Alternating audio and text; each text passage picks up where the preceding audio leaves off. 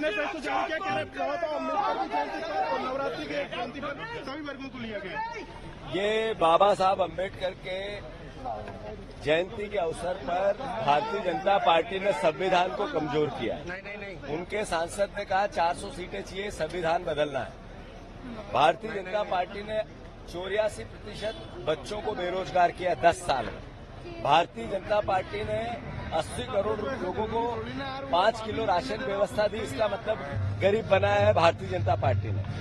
किसानों को कर्ज में, किसानों की आत्महत्या में नंबर 1 देश बनाया। महंगाई में हम दुनिया के सब देशों में सबसे ज्यादा महंगाई की मार है तो देश में, हमारे देश में रुपए का अवमूल्यन किया डॉलर के मुकाबले। नरेंद्र मोदी जी का सबसे बड़ा अचीवमेंट है।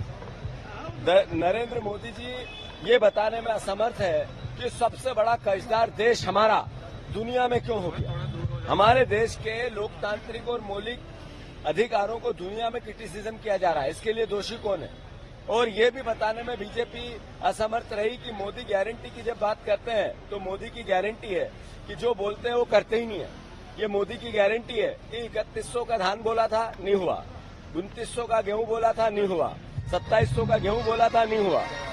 450 का गैस सिलेंडर बोला था, नहीं हुआ।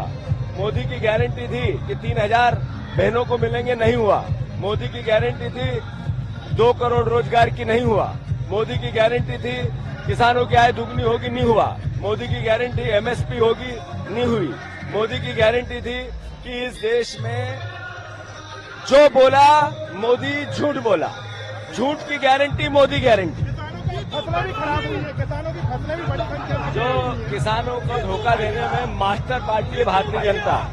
एक है कि आपने किसानों के 2700 गेहूं नहीं दिए, 3100 का धान नहीं दिया, कर्ज खा गए।